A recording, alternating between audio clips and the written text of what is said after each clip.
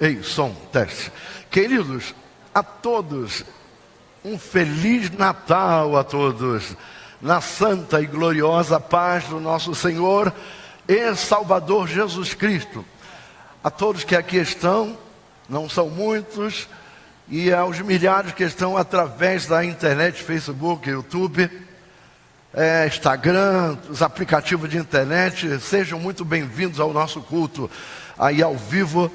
Não deixe já de ir marcando aí o seu joinha, vai se inscrever na nossa página, @ADJ25AA no Facebook, ou no YouTube, ADJ25A Assembleia. Não deixe de você compartilhar, você vai estar ajudando o crescimento do reino de Deus. Muito obrigado a todos. Vamos então, queridos, abrir as nossas Bíblias nesta noite, e nós vamos exatamente falar de um momento muito especial na Bíblia Sagrada, que é Lucas, no capítulo de número 2. Lucas, capítulo de número 2. Assim que os irmãos acharam, como é uma leitura introdutória, vamos então nos colocar numa posição mais na vertical. Lucas, capítulo 2. Nós queremos já adiantar e dizer o seguinte: tem muita gente falando abobrinha, falando besteira na internet. Não foi nessa data. Irmãos, qual foi a data? Qual foi? Alguém sabe a data que Jesus nasceu? Mas uma coisa nós temos a certeza absoluta: ele nasceu e vive para sempre. Agora, a data não importa muito, mas convencionou-se ser hoje. Hoje à noite, a partir de meia-noite. Hoje, dia 24, quando der meia-noite, nós estamos abraçando dia 25. A hora que Jesus nasceu, naturalmente, não sei. Ninguém sabe. E se é dia 25, também ninguém sabe. Mas essa data é a data que nós temos, então vamos aproveitar. Vamos aproveitar esta data. Capítulo 2 de Lucas, quem achou, diga amém. E aconteceu naqueles dias, capítulo 2, que saiu um decreto da parte de César Augusto, para que todo mundo se alistasse. Este primeiro alistamento foi feito sendo Cirene, o governador da Síria. E todos iam alistar-se, cada um à sua própria cidade. E subiu da Galiléia também José da cidade de Nazaré, a Judéia, a cidade de Davi, chamada Belém, porque era da casa da família de Davi, a fim de alistar-se com Maria, sua mulher, que estava grávida. Olha bem, ela estava já quase em trabalho de parto, estava pesada, não é? E foi lá para poder se alistar. Não tinha parentes ali, não tinha dinheiro para ficar no hotel, não arranjou vaga, não sei se ainda tinha algum recurso, mas o certo é que eles não arranjaram vaga em hotel nenhum. E estava grávida. E aconteceu que, estando ela ali, se cumpriram os dias em que ela havia de dar à luz. Meu Deus do céu. Pense nisso, hein? Fora de casa, sem recurso, cidade lotada, não tem vaga. Eu já cheguei numa convenção de pastores, no Espírito Santo, eu e o Rocha procurando vaga em hotel, não achava ali em volta da convenção. Nós tivemos que ir lá para o centro de Vitória, quase 50 minutos de carro até o local da convenção, porque lá tinha vaga, mas ali em volta não tinha vaga. Aí, para quem não tem carro, para quem não conhece andar na cidade e não tem recurso para tomar um táxi, é uma coisa horrível. Agora imagina a grávida, imagina o líquido amniótico descendo, a bolsa estourou, e ela procurando, e deu à luz o seu filho primogênito. Aqui diz primogênito, que foi o primeiro, porque ela teve outros filhos. Envolveu em panos, deitou numa manjedoura, porque não havia lugar para eles na estalagem. Eu não quero queimar a mensagem que eu vou pregar, mas tem umas coisas aqui que eu quero já falar. Será que tem lugar para Jesus na nossa estalagem? Lugar para Jesus no nosso coração hoje? quantos necessitam de oração? Querido Pai, nós te agradecemos o privilégio renovado de uma vez mais falarmos contigo, na dependência absoluta do teu Espírito, declarando que sem a tua ajuda não somos absolutamente nada. Fale aos nossos corações nesta noite, Pai. Deus, estas vidas que aqui vieram são vidas especiais, porque nós costumamos falar que o crente que vem durante a semana é um crente especial. Crente que vem na terça, que vem na quinta, é um crente especial. Mas o crente, Senhor Deus, que vem no dia de chuva na igreja, no Natal, muitos têm as suas ceias preparadas, muitos têm convite para estar ceando em outras casas. E aqueles que deixaram, Senhor, isto para estar aqui, estes são mais do que especiais, são excepcionais. Com isso, Senhor, e por causa disso, nós queremos te pedir que tu os abençoe em dobro, para a glória e louvor do teu santo e precioso nome. Oramos agradecidos e dando glórias ao teu santo nome. Oh Deus, que bom festejar o aniversário de Jesus Cristo, o nosso Yeshua HaMashiach. Muito obrigado, que privilégio maravilhoso de festejar o aniversário de uma pessoa maravilhosa, uma pessoa transcendental, uma pessoa acima de todos os nomes, o nome santo de Jesus Cristo. Oramos agradecidos, amém. Tomem assento por bondade, queridos irmãos, e nós vamos então adorar o Senhor.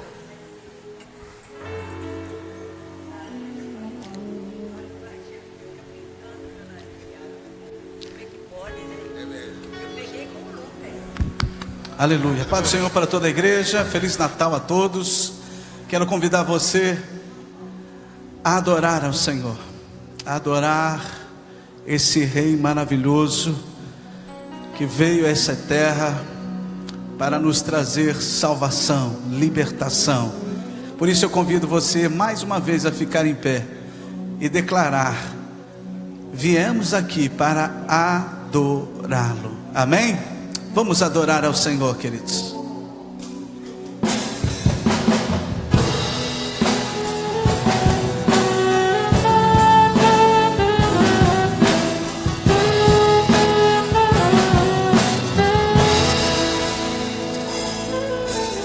Luz do mundo, vieste à terra para que eu pudesse te ver. Tua beleza me leva a adorar-te. Quero contigo viver. Cante mais uma vez, luz do mundo. Luz do mundo, vieste à terra para que eu pudesse te ver. Tua beleza me leva a adorar-te. Quero contigo viver. Então declare nesta noite: vim para adorar-te, vim para prostrar-me, vim para dizer que és meu Deus, és totalmente amável, totalmente digno, tão maravilhoso para mim.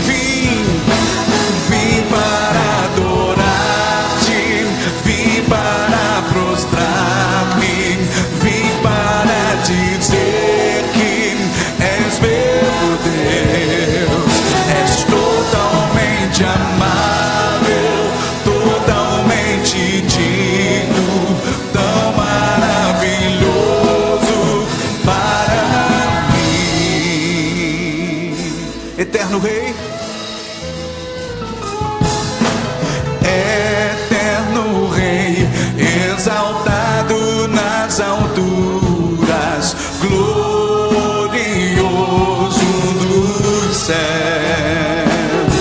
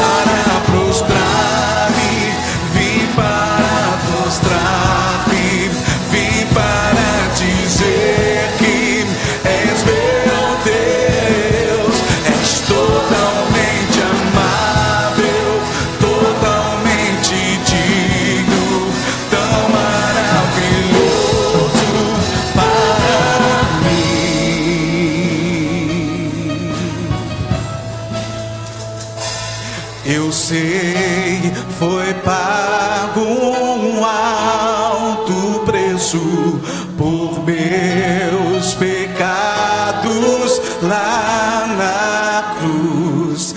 Eu sei, foi pago um alto preço por meus pecados lá na cruz. Eu sei, foi pago um alto preço por meus pecados lá na cruz. Eu sei, foi pago um alto preço por meus pecados lá na cruz. Adorar-te, vim para prostrar-me, vim para dizer que és meu Deus, és totalmente amável, totalmente digno, tão maravilhoso para mim. Vim para prostrar-me, vim para dizer que és meu Deus, és totalmente amável, totalmente digno, tão maravilhoso para mim. Vim para adorar. Quero ouvir a igreja. Vim para és meu Deus, és totalmente, totalmente digno, tão maravilhoso. Mais uma vez, vim para adorar-te, vim para prostrar-me, Deus, vim para dizer: és meu Deus, és totalmente amável, totalmente digno, tão maravilhoso para mim. Vim para adorar-te, vim para prostrar-me, Deus. És meu Deus, és totalmente amável, totalmente digno, tão maravilhoso para mim. Tu és maravilhoso, Deus, e para nós, Senhor, é um prazer estarmos em Tua presença, celebrando a Ti, Senhor. Obrigado pela obra do Teu Filho Jesus Cristo da cruz, que hoje nós podemos celebrar, exaltar a Ti, Senhor. Aleluia, porque o preço foi pago, o alto preço foi pago, para que hoje nós tivéssemos vida, vida abundante. Aleluia, o Cordeiro Santo de Deus, o imaculado, o perfeito, o sacrifício perfeito, para que hoje eu e você ofertasse um sacrifício vivo diante do Senhor. Cordeiro Santo, Cordeiro de Deus, amado da nossa alma. Aleluia. Celebra o Senhor com a sua palma, com o seu corpo, com a sua voz. Todo ser que respira, louve, adore ao Senhor. Aleluia.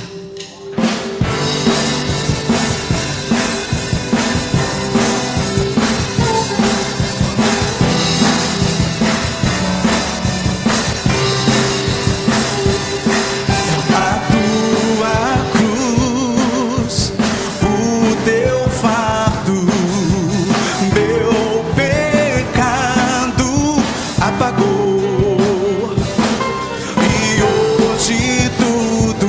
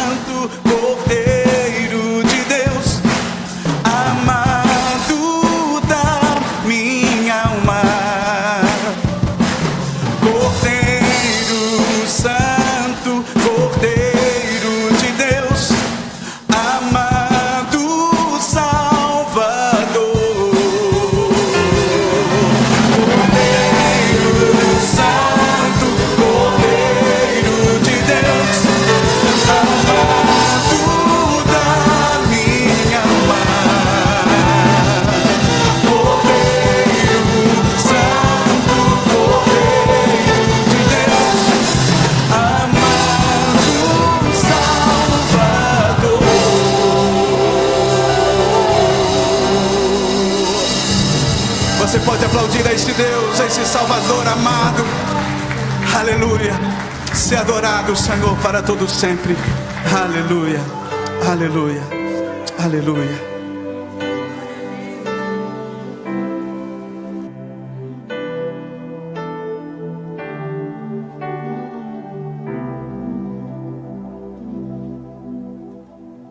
Ei, louvar e adorar ao Senhor ainda é a melhor atividade do homem, criado para a glória de Deus.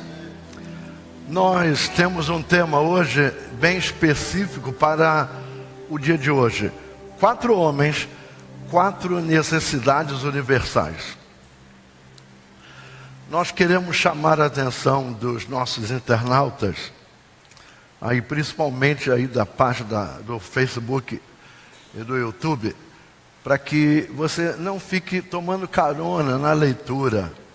Perdão, mas pegue aí um exemplar da palavra de Deus. Eu sei que todo mundo tem, é o livro que todo mundo tem. E às vezes está lá com traça, está dando, já está esboreada. Procure aí um exemplar da Bíblia Sagrada e abra junto comigo num texto que foi motivo de leitura hoje, introdutória do nosso culto, que está em Lucas capítulo 2, de 1 a 7. Vamos repetir a leitura da nossa introdução do nosso culto. E aconteceu naqueles dias que saiu um decreto da parte de César Augusto. Irmãos, César não é, nesse caso, um nome específico de uma pessoa. É um título, assim como Faraó. Se você falar Faraó, você não vai dizer quem é. É Kéfrin, Keps, Miquerinos, quem é? Tem os nomes, esse é um título. Então César era um título, César Augusto, para que todo mundo se alistasse. Este primeiro alistamento foi feito sendo Cirênio governador da Síria. E todos iam alistar-se, cada um à sua própria cidade.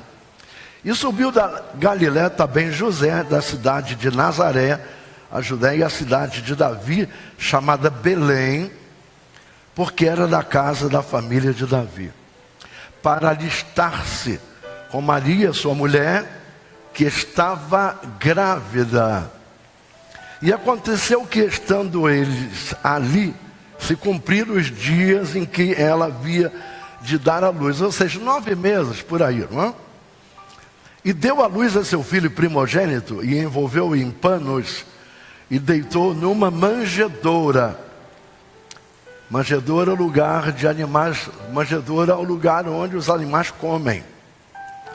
Porque não havia lugar para eles na estalagem. Quantos necessitam de oração? Você que está em casa agora, e tem alguns irmãos, eu já estive lendo aqui alguns queridos nossos que não puderam vir, se desculpando, mas que está em casa nesse momento, parou tudo para participar do nosso culto. Aqueles que estão aqui já disseram, quando eu pergunto, querem oração? Eles levantam a mão, fazem um movimento, normalmente pede eu e minha casa. Esse é o pedido sempre clássico, não é? Aliás, esse é o melhor que tem, pedir para nós e para a nossa casa. A nossa casa deve ser uma casa de festa, uma casa de alegria, não uma casa de guerra. E você em casa pode fazer o seu pedido, e eu te garanto, como homem de Deus, eu vou ler o seu pedido. Eu posso não ler agora, posso talvez nem ler hoje, porque eu, saindo daqui eu vou para a casa da minha filha, onde vamos ter uma ceia de Natal. Mas eu vou ler. Talvez hoje eu leia um pouco. Mas amanhã é certo, a hora que acordar, me espreguiçar, comer umas rabanadas frias. Porque o gostoso da rabanada, no dia seguinte, ela fria, a gente come de rachar o queixo, né? Então eu vou ler o seu pedido. Então, comece a escrever o seu pedido. Se você quiser ser discreto, não colocar situações, fique à vontade, mas peça oração para uma causa. Aí pronto, e Deus conhece, Ele é onisciente, Ele conhece todas as causas. Então vamos então orar. Curve a tua cabeça, feche seus olhos. Se você em casa puder fazer isso, faça. Agora, se estiver fazendo alguma coisa no fogão, é melhor ficar de olho aberto. Pai querido, nós te agradecemos o privilégio renovado de uma vez mais falarmos contigo na dependência absoluta do teu Espírito. Toma-nos em tuas mãos. Nós te exaltamos por nos dar a oportunidade nesse domingo, Senhor Deus, que antecede o nascimento de Jesus Senhor, pela história, por tudo que a história fala, e nós cremos nisto. Jesus nasceu, não temos a menor dúvida. Então, Senhor, receba o nosso louvor, a nossa alegria, Senhor, a nossa exaltação. Nós também clamamos a Ti por Tua presença neste culto. Oramos por cada vida aqui presente e por nós mesmos, em o nome de Jesus. Amém. Queridos, o homem é um ser de necessidades. Ele pode ser o homem mais rico do mundo, ele tem necessidade. Eu já falei aqui que a primeira vez que eu tive um país muito... Tem 5 milhões de habitantes esse país, é Dinamarca. E eu fui agraciado por uma, vamos dizer assim, uma atitude da natureza, que não era a época de sol.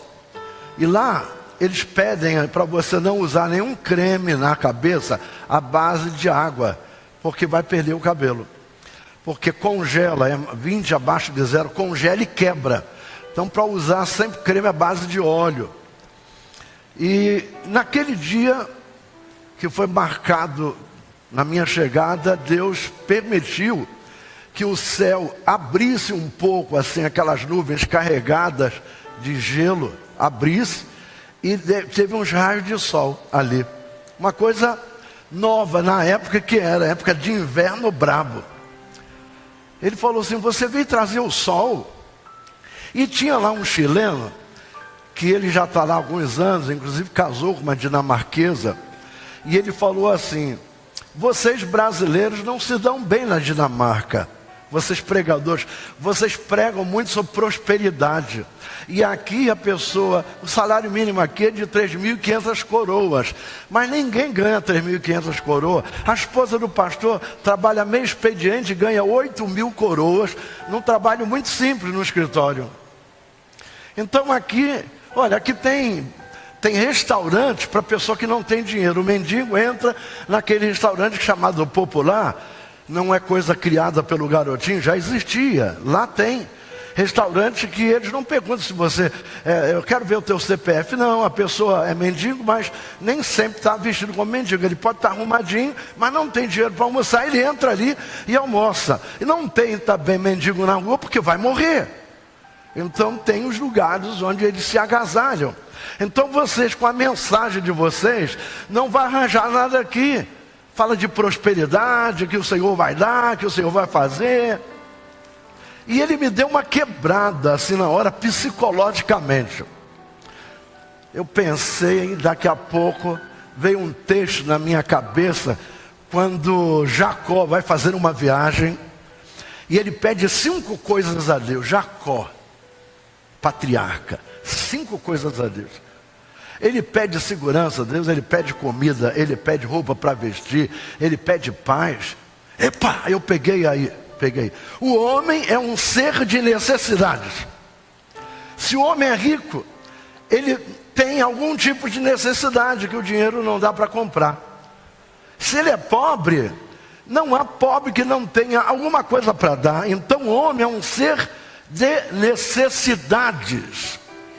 E Deus olhou para a terra e procura as necessidades do homem.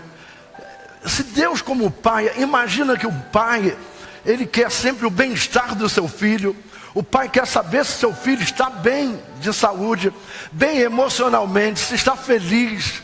O pai e a mãe Principalmente a mãe cuida muito da felicidade dos filhos. E Deus é melhor do que a melhor mãe do mundo, porque Ele é o Criador. Então Ele se preocupa comigo, Ele se preocupa com você. Tem gente que diz assim: ninguém me ama. Olha, pode ser que aconteça isso, de ninguém te ama. Não pode generalizar, porque mesmo na terra vai ter alguém que Deus fez para te amar. Pode ter a certeza. Todo mundo vai ter alguém para ser amado por Ele. Todo mundo. Mas uma coisa é geral: nós somos amados por Deus. E Deus olha e conhece a necessidade dos homens. E Ele viu 4 classes de homens e as suas necessidades. Veja só, nessas 4 classes de homens e suas necessidades, tinha homens ilustres. Homens que tinham anel, que podia chancelar um documento, sendo ele um monarca. E nessas 4 tipos, fala de quatro cantos da terra. Então, em todas as necessidades, não importa se é financeira, se é emocional, se é no relacionamento, não importa o tipo de necessidade. Uma coisa é certa: você tem uma necessidade. E uma outra coisa é tão certa tanto quanto, é que Jesus, Ele conhece e Ele tem uma resposta para todas as nossas necessidades. Eu tenho evitado aqui nesse púlpito, até porque eu estou expondo a minha cara na internet. Eu estou expondo a igreja que eu sirvo ao Senhor. Eu estou expondo o Evangelho. Estou expondo a palavra de Deus. Então eu tenho procurado sair dos chavões. Eu tenho procurado sair, do óbvio, do inolante.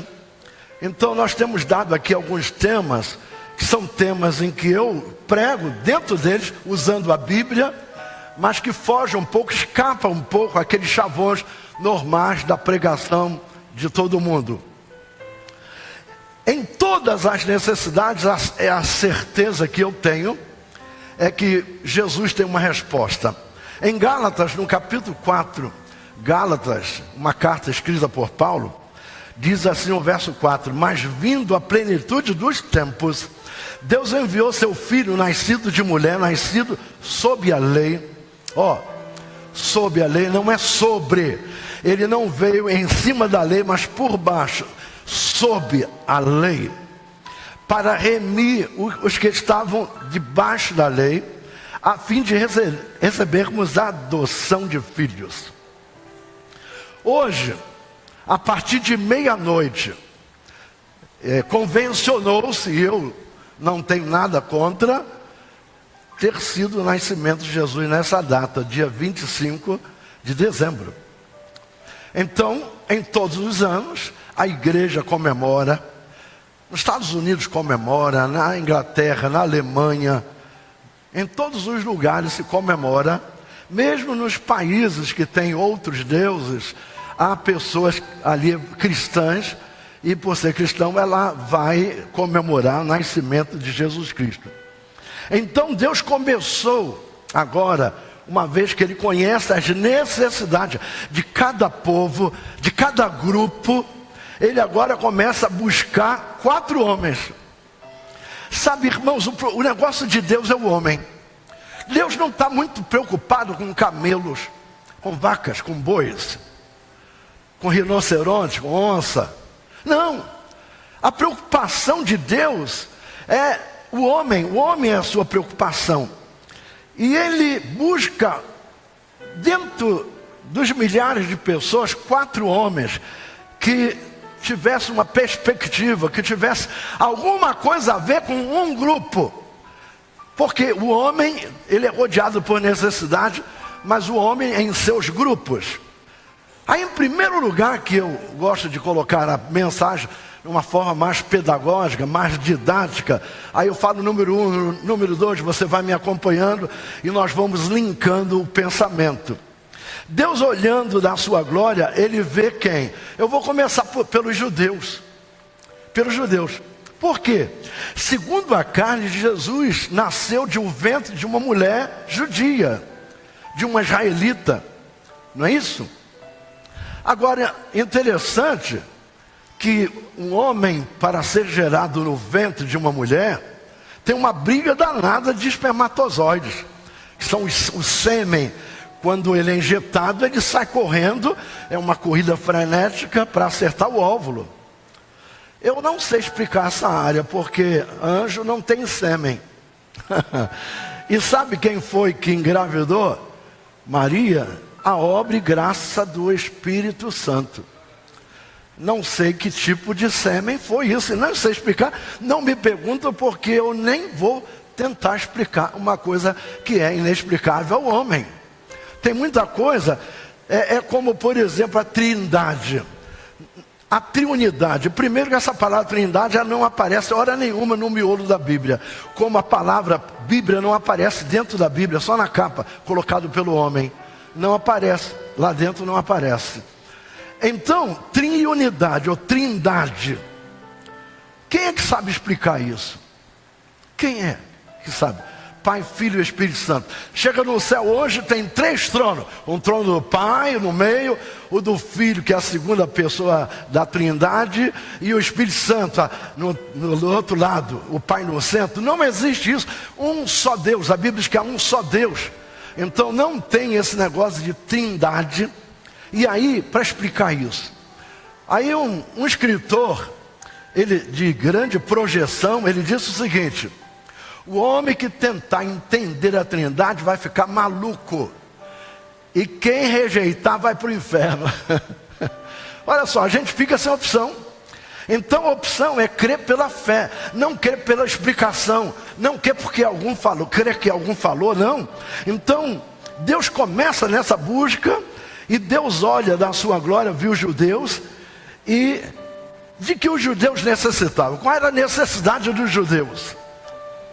Já pararam para pensar? Nós estamos falando que todo ser é um ser de necessidade. E Deus olha qual é a necessidade dos judeus.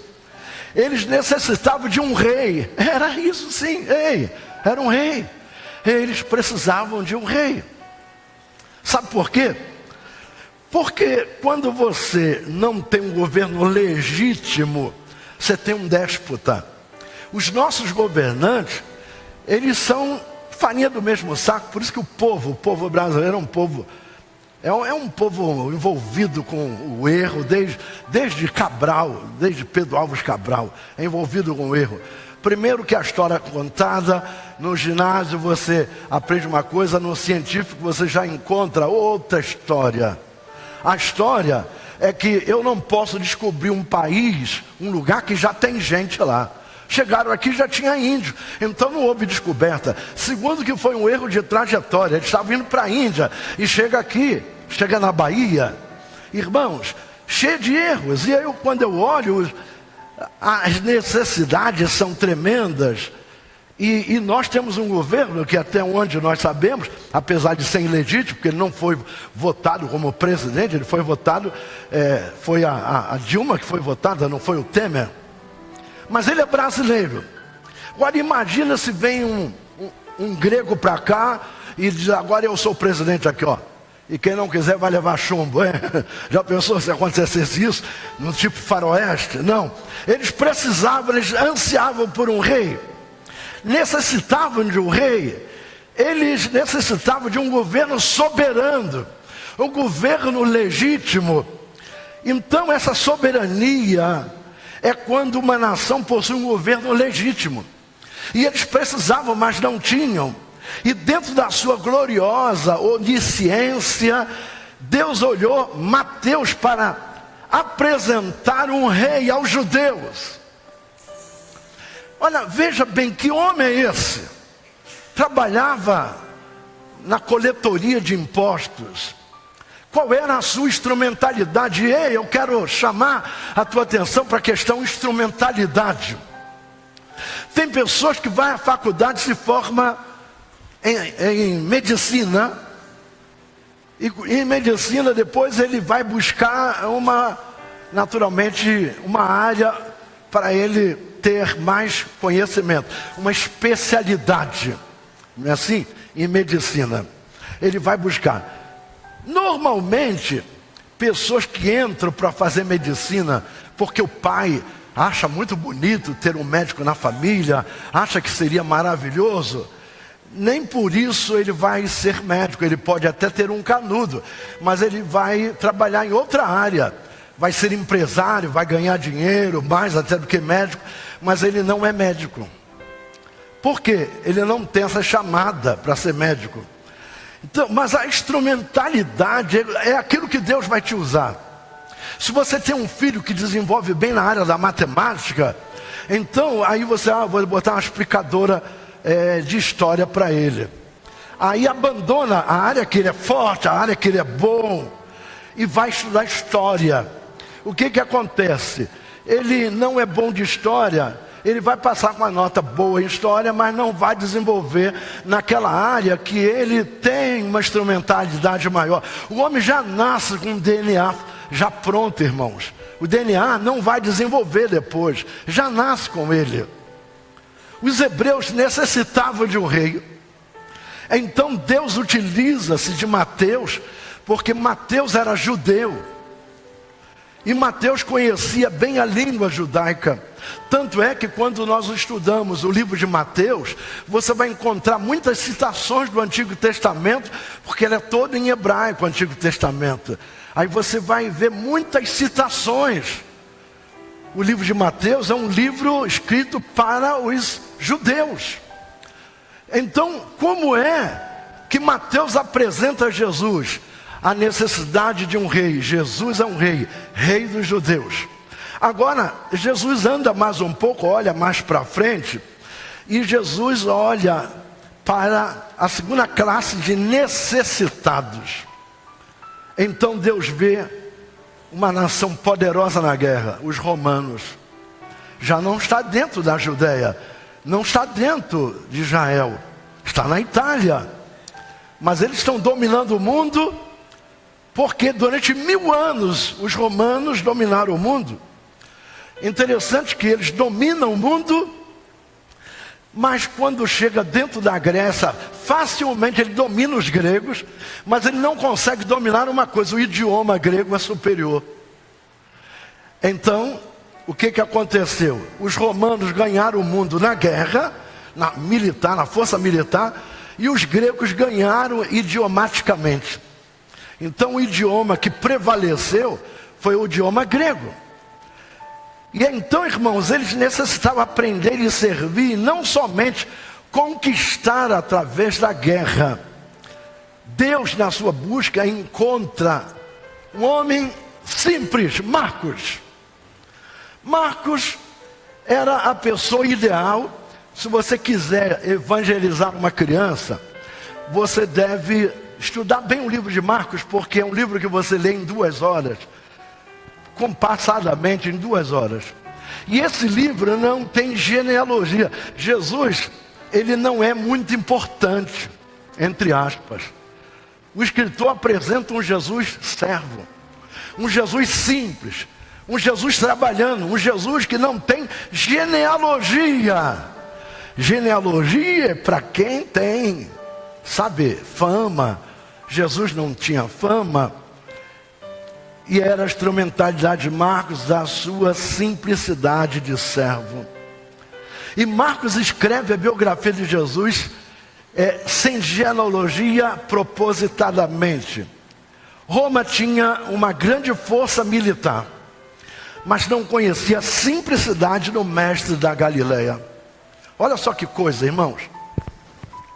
Presta atenção nisso. Eu poderia falar muito mais de cada uma dessas necessidades, mas a mensagem vai mudar um pouco de rumo já aqui. E eu quero falar sobre a terceira necessidade. Deus está olhando agora uma classe de necessitados, que era a elite cultural da época. Eram os grandes filósofos. A Grécia não é exatamente o berço da filosofia, mas onde a filosofia se evoluiu. Porque na filosofia tem um período pré-socrático, período socrático. E nós vamos observar que a Índia já era evoluída em pastor que é o nosso filósofo aqui de verdade, de fato, de direito, que é o Lola, a Índia já havia desenvolvido muito a filosofia, mas na Grécia me parece agora que ela toma um outro rumo, um rumo mais específico. E os gregos, eles buscavam, a necessidade deles é buscar o homem perfeito. Então, essa era a filosofia dos gregos, buscar o homem perfeito. Tanto é que, filosoficamente falando, eu quero chamar aqui o pastor Lola. Pastor Lola, como é que se explica para um grego essa peça aqui? Eu posso chegar assim, ó, o que é isso? Não, isso é um microfone. Como é que se faz com os gregos? Bom, a paz do Senhor para todos. Chegar para o grego dizer diretamente que esse microfone para ele não significa nada. Pode chamar isso cadeira. Se dizer que caneta também, você tem que justificar, tem que desmontar, demonstrar a função, o porquê e para quê, para ele poder entender, para dizer que agora entendi o que seja microfone. Se você chegar a dizer que esse microfone, simplesmente, para grego você não falou nada, porque ele vai te perguntar para que serve, o que é isso, tá? Por que recebeu o nome de microfone? Porque poderia receber também nome de vaso, e seria chamado de vaso. Amém? Amém. Vamos bater palma aqui para o nosso filósofo? Amém. Então o Espírito Santo, ele encontra em Lucas o homem perfeito para falar das necessidades dos gregos. Apresentar Jesus, o homem perfeito. Veja só que para os judeus apresenta Jesus rei. Para os romanos apresenta Jesus servo. E agora para os gregos apresenta Jesus homem perfeito. Irmãos, que coisa maravilhosa. Se nós buscarmos de norte, sul, leste, oeste, um homem perfeito nessa terra, você vai encontrar homens bons com defeito. Porque tem um provérbio que diz que não há pão sem defeito. Todos nós temos defeito. Pastor Isaías, você não tem defeito? Talvez eu seja aqui o mais defeituoso de todos aqui. Eu tenho manias. Eu tenho coisas que não são perfeitas, irmãos. Tenho coisas que não são perfeitas. Se eu fosse falar aqui algumas coisas que para a sociedade não é coisa perfeita, vocês vão ficar bobalhados, mas eu não vou me expor aqui, Deus me livre e guarde, pelo amor de Deus. Instrumentalidade de Lucas. Apresentar um homem perfeito. Qual era a especialidade de Lucas? Ele era grego de nascimento. Então não está aqui em voga a questão de ser médico, mas a questão de ser grego. O que acontece? Você falando dentro de um país em que você nasceu, que você criou, que você conhece a língua, conhece o vernáculo, tem muito mais facilidade para você explicar as coisas. E Deus quer usar a nossa instrumentalidade. Agora eu quero dizer, se você não tiver nada, Deus nunca vai te usar. Aquela mulher que não tinha mais nada, estava acabando tudo, viúva, e o profeta pergunta: o que tu tens? Irmãos, ainda que ela não tenha quase nada, tem alguma coisa. Eu tenho um pouquinho de azeite na botija. Ela tinha mais do que todo o petróleo da Arábia Saudita. E o Senhor disse: olha, vai buscar vasilhames. E não poucos, muitos. Fecha a tua porta com teus filhos dentro. Pega o vaso de azeite e começa a encher os grandes vasos. Meu filho, traga aquele vaso lá. E ela com aquele vasinho pequeno enchendo o vaso grande. Traz outro. E continua com o vaso pequenininho enchendo o vaso grande. E está enchendo. E de repente o filho: mãe, estão todos os vasos lotados, cheios, transbordando. Mas nós não temos mais vaso. Aí foi quando o azeite do vaso acabou. Do vaso pequeno. Como pode vasos pequenos encherem vasos grandes? Aqui está, Deus quer usar a tua instrumentalidade. Se você não tiver nada, Deus não vai te usar. Mas diga assim comigo: tudo que eu tenho, diga sem medo, tudo que eu tenho veio de Deus. E tudo que eu preciso está nas mãos de Deus. Então, irmãos, acabou, é assim. Tudo, o diabo não tem nada de bom para dar para ninguém. Tudo que você tem de bom foi Deus que te deu. E o que não tem, Deus está pronto para dar. A quarta necessidade, o quarto homem, homens de necessidade. Agora Deus está olhando a quarta classe de necessidades. Os gentílicos, os gentios. Quem eram essa classe? Todos os gentios, todos. O mundo inteiro, com exceção dos judeus.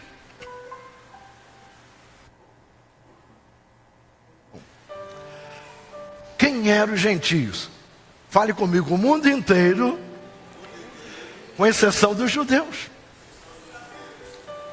Então, Deus está olhando para uma classe que é a maior de todas. Vocês sabem qual é o tamanho de Israel? Antes da Guerra dos 6 Dias?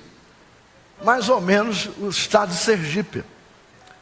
Com a Guerra dos 6 Dias aumentou um pouquinho. Ficou um pouco maior. Até hoje, um pouco maior do que o estado de Sergipe. Mas não é maior. É um pouco maior ainda hoje.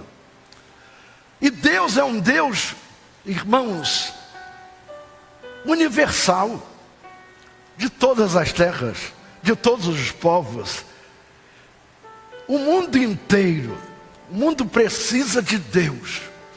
Deus olha para o mundo precisa de Deus. E na busca o Espírito Santo encontra João. Qual era a instrumentalidade de João? Você que está me ouvindo pela internet, presta atenção. Nessa busca que Deus faz, Ele faz uma seleção tremenda. Qual era a instrumentalidade de João? Era uma coisa que se fala muito, mas não se vive. Quando se fala sobre dons espirituais, as pessoas colocam erradamente, colocando o fruto do Espírito no plural. Não existe fruto do Espírito Santo no plural. Você nunca pode dizer os frutos do Espírito. É sempre singular, o fruto. Agora, a qualificação do fruto é plural. Então, aí o fruto do Espírito, aí mansidão, porque Ele ama. Amor, que é a própria base. Longanimidade, porque tem o amor. Não é assim? Então, são as qualificações que é plural. Mas o fruto é singular. Queridos, o mundo não precisa de palradores. Às vezes eu vejo na internet, principalmente mensagens lá para os gideões missionários, pregadores que conseguem 1 milhão de visualizações, até passa disso, pregando o óbvio e pregando coisas que na verdade não vive e nem é de grande importância. Entendeu? Começa a pregar sobre vestuário. Começa a pregar sobre coisas que eu fico pensando, se eu estiver tomando banho no chuveiro, não estou de gravata, muito menos de paletó. Estou me esfregando ainda há pouco e agora eu estou usando bucha, aquela bucha vegetal, que nasceu umas manchinhas. É coisa que pega com praia. Aí a médica, amiga da Thaís, mandou passar um sabonete que custa 50 pratas, sabonete. A Thaís. E uma bucha, aí eu esfrego.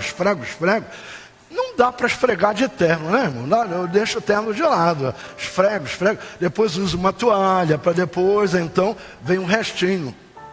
E se Jesus vier nessa hora que eu estou me esfregando todo, hein? Estou lá, tomando banho. Como é que fica? Eu vou ficar? Eu quero perguntar aqui, quantas pessoas aqui teve filhos? Ou tem filhos pequenos? Ou já teve filho? Levante a mão, quantos? Quando você deu banhozinho no teu filho, você ficou com vergonha da nudez do teu filho? Ficou com vergonha da nudez? Ficou? Marisa, você ficou? Não. Sabe por quê? É assim que Deus olha para nós. Deus olha para nós e não se envergonha, porque Ele está nos vendo do jeito que Ele nos fez. Nós somos resultado da criação dEle. E a linguagem do apacentador é a linguagem do amor. Não é a linguagem palradora. Não é apausentar, irmãos. Apausentar, meter o pau. É apacentar. É bem diferente. O amor, ele revela a Deus. Quando você fala com amor com alguém, você está revelando Deus. Repita comigo, o amor revela a Deus. Mais uma vez, o amor revela Deus. E o apóstolo João, mais do que qualquer outro evangelista, revela-nos a divindade de Jesus. Mais do que qualquer outro, é João. Na introdução do Evangelho segundo São João, ele já dá um rumo à mensagem que ele quer falar. Logo no introito, logo no começo, logo no princípio. João capítulo 1. No princípio era o Verbo. E o Verbo estava com Deus e o Verbo era Deus. No mesmo capítulo 1, eu vou para o verso 14. O Verbo se fez carne e habitou entre nós. E vimos a sua glória como a glória do unigênito do Pai, Filho único, cheio de graça e de verdade.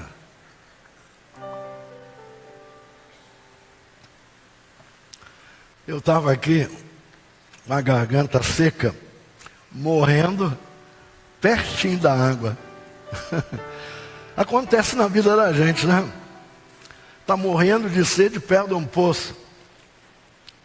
João declara com maestria quem é esse Verbo. E nós estamos hoje, daqui a pouco mais à meia-noite, vamos tomar a nossa ceia em casa, que não é a ceia espiritual. E diz, e o Verbo se fez carne e habitou entre nós. E vimos a sua glória, como a glória do unigênito do Pai, cheio de graça e de verdade. Vamos destacar aqui algumas verdades. Rapidamente, olha, hoje nós temos uma mini cantata, vai ser muito bom. E normalmente, já falei que eu gosto de ser assim um pouco mais pedagógico. E eu quero numerar o que eu quero falar a partir desse momento aqui. Número 1, da verdade do Verbo. O Verbo é eterno. Fale comigo, o Verbo é eterno. No princípio era o Verbo. Esse princípio, irmãos, eu não sei explicar. Nenhum teólogo sabe explicar. Sabe por quê? Nós sabemos que os anjos não são eternos, porque foram criados. Tudo quanto é criatura é finita. Tudo que é criado é finito. Aquilo que é infinito é o que é eterno, o que não teve princípio. Então, quando nós tomamos um espectro aqui, passado, presente, futuro, passado. Passado, presente, futuro.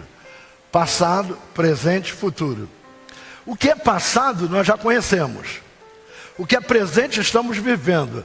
O futuro está aqui na relação da nossa fé, da nossa esperança. O nosso amanhã está no horizonte da nossa esperança. E a Bíblia ensina a dizer, ó, se Deus quiser eu irei. Não, pode ter certeza que eu vou estar lá. Ó, ninguém pode falar isso. Olha, você fala, e às vezes a gente sem querer fala, mas não é bom. É bom dizer, se Deus me permitir, se Deus quiser, estarei lá. Muito bem. Essa relação de passado, presente e futuro é uma relação única de Deus. É o único que tem passado infinito, presente e futuro infinito. É Ele. Tudo teve começo, não é eterno. Agora, olha só que coisa interessante. Alguém que passou a existir, ele passou a existir de um certo tempo. Então, uma vez um professor chegou numa aula de teologia e diz assim, Deus não existe.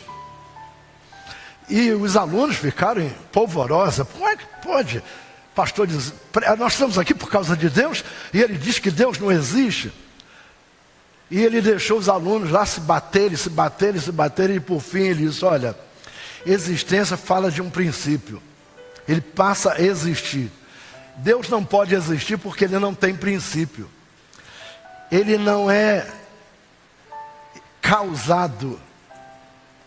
Ele não pode existir. Ele é. Ele é. De eternidade a eternidade, ele é Deus. Então, de eternidade a eternidade, ele não teve princípio. É outra coisa difícil. O verbo não foi criado. Fale comigo, o verbo não foi criado. Ele é o próprio criador de tudo que existe. Se existe, teve um princípio. Se existe, teve um começo. Em João capítulo 1, verso 3 diz, todas as coisas foram feitas por ele, e sem ele nada do que foi feito se fez. O verbo já existia antes do começo de tudo. O verbo é eterno, só ele. A eternidade é um atributo exclusivo de Deus. Só Deus é eterno. Fale comigo que só Deus é eterno. Irmãos, não tem nada mais que seja eterno a não ser Deus. Aí o Espírito Santo é eterno? O Espírito Santo é Deus, é eterno. E Jesus é eterno? Jesus é eterno porque ele é Deus. Quem pode dizer amém? Em segundo lugar, eu quero destacar aqui a personalidade do verbo. João capítulo 1, verso 1. E o verbo estava com Deus. E o verbo era Deus. Na eternidade, o verbo está em total e perfeita comunhão com Deus, porque ele é o próprio Deus. E a expressão grega aqui, prostonteon, essa expressão prostonteon, traz a ideia do verbo que estava face a face com Deus o tempo todo, na eternidade. Como Deus é uma pessoa, o verbo também é uma pessoa. E o verbo é Jesus, a segunda pessoa da Trindade. Eu quero já começar a preparar o avião para descer, para aterrissagem. Interessante que o avião levanta e vai, e até que ele estabiliza a 8, 10 mil pés de altitude, que é chamada voo de cruzeiro, velocidade de cruzeiro, é onde ele é mais econômico. Um Boeing, quando ele começa a sair do chão, ele gasta 9 a 10 litros de combustível por segundo. Se ele fosse voar o tempo todo assim, não tinha combustível que chegasse. Mas quando ele atinge a sua velocidade de cruzeiro, ou seja, a altitude, onde a pressão é bem baixinha, ele diminui isso muito mais do que ele gasta muito menos. Aí ele tem que voar muito alto, porque lá a pressão é menor. Então ele voa muito alto. Mas ele agora, ele vem de, por exemplo, ele vem de Recife. Ele vai pousar aqui no Tom Jobim. Ele não pode vir a 10 mil pés de altitude e fazer isso aqui no Tom Jobim. Ele não vai aterrissar, ele vai furar o chão. Então ele começa 40 minutos preparando a descida. Onde os comissários começam a fechar os armários, fechar tudo, e botar cinto todo mundo, vistoriar o avião todo. 40 minutos ele está descendo. Tem hora que dá uma tremida, bate às vezes uma turbulência, vai descendo. Eu vou começar agora a fazer isso com a mensagem. Vou começar a descer. Alguns teólogos dizem que Jesus é co-igual. Pastor Lola, que ainda há pouco chamei ele aqui, ele está dando aula lá em Luanda. Ele é formado em filosofia e tem também uma graduação na escola, né?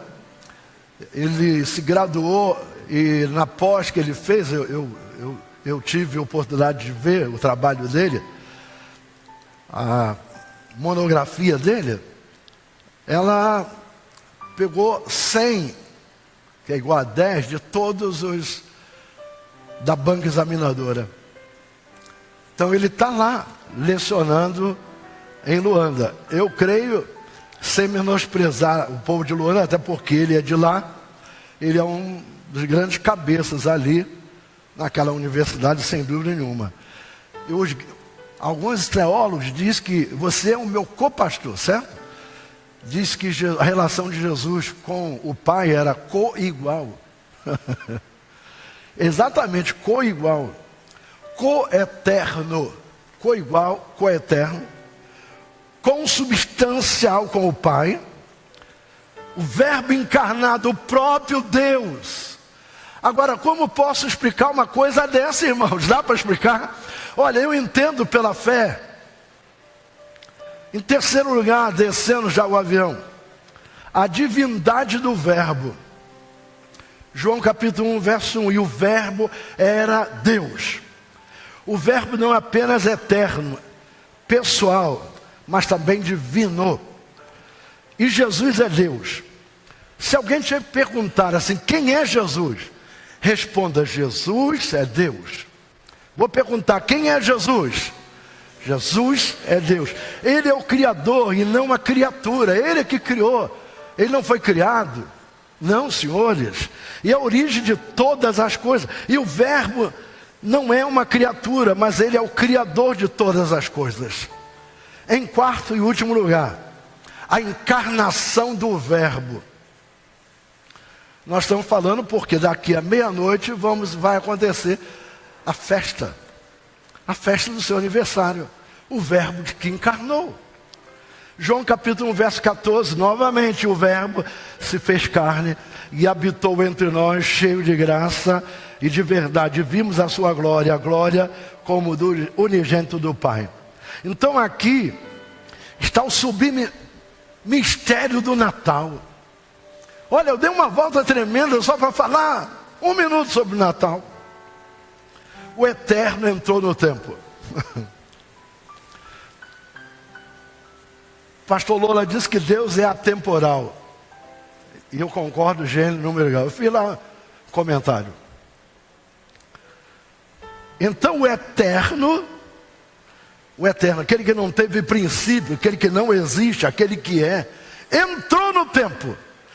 E hoje, nós estamos aqui para comemorar o seu aniversário a partir de meia-noite hoje.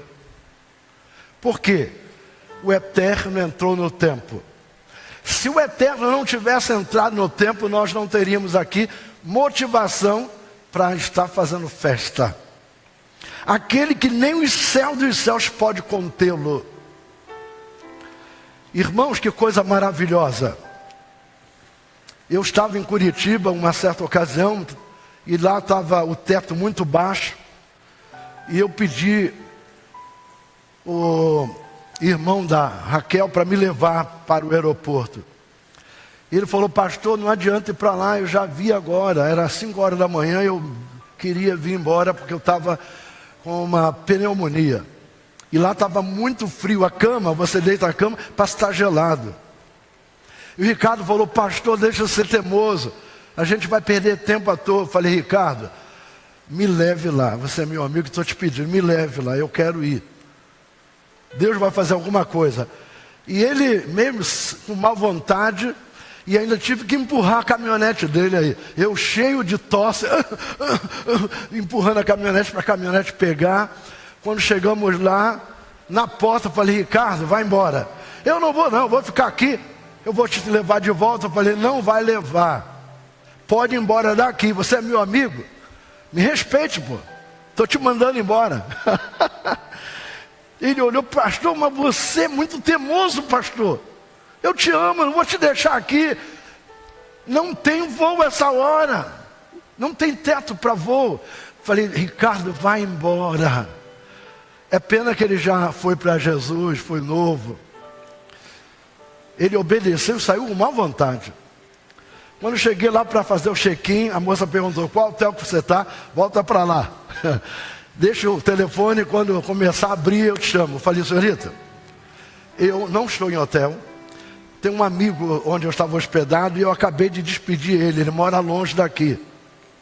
Era lá em Araucária. E eu fui lá para Curitiba. Longe de Araucária para Curitiba, dá quase 1 hora de volante, né? Não tenho ninguém. Eu queria que você fizesse o meu check-in. Eu fico aqui esperando. A hora que chegar, chegou. Ela então fez o meu check-in. Eu fui para o banheiro. Chegar lá no vitrô do banheiro assim, estou vendo o céu fechado. Eu comecei a orar. Deus, começa a dissipar essas nuvens pesadas agora. Abre, Senhor, esse teto. Abre. Eu preciso ir para o Rio de Janeiro, Senhor. Eu preciso ir embora. E aqui estava quente. Eu preciso ir embora. Eu vou morrer nesse lugar, Senhor. Tem misericórdia de mim. E de repente, se você quiser acreditar, acredite. Isso é coisa de crente. Eu vejo uma mão gigante limpando as nuvens assim. Limpando com o maior carinho. Aquela mão gigante levando as nuvens. E aí, reflexo do sol começou a entrar. Aquela mão limpando. E aí, de repente, aquele raio de sol no centro do aeroporto de Curitiba, que não fica bem em Curitiba, fica em São José dos Pinhais. São José dos Pinhais, mais ou menos 20 minutos ou 30 minutos de carro até o centro de Curitiba, São José dos Pinhais. Porque aeroporto, Curitiba não tem aeroporto, tem em São José dos Pinhais. E aí daqui a pouco eu escuto chamar os passageiros. E eu fiquei uns 40 minutos dentro do avião, por quê? Porque eles ficaram de chamar os passageiros ainda. 40 minutos depois que eu entrei no avião, ele levantou o voo e eu vim embora para casa. O Eterno entrou no tempo. Jesus veio nos revelar de forma inigualável o amor de Deus. E eu quero desejar a todos um Feliz Natal.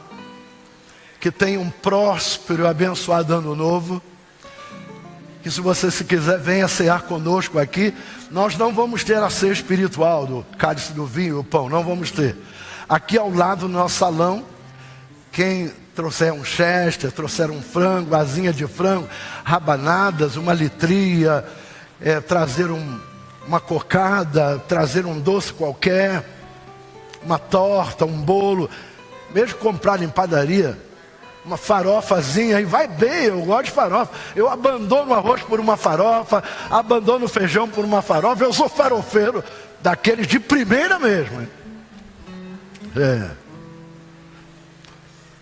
Dê um close para mim aqui, que eu quero falar agora para o pessoal que está em casa. Você que está nos assistindo aí, não importa, por um aplicativo de internet, eu, Isaías Gomes de Oliveira, junto com a DJ25A, queremos lhe desejar um Feliz Natal aqui de algumas horas, daqui a pouco à meia-noite.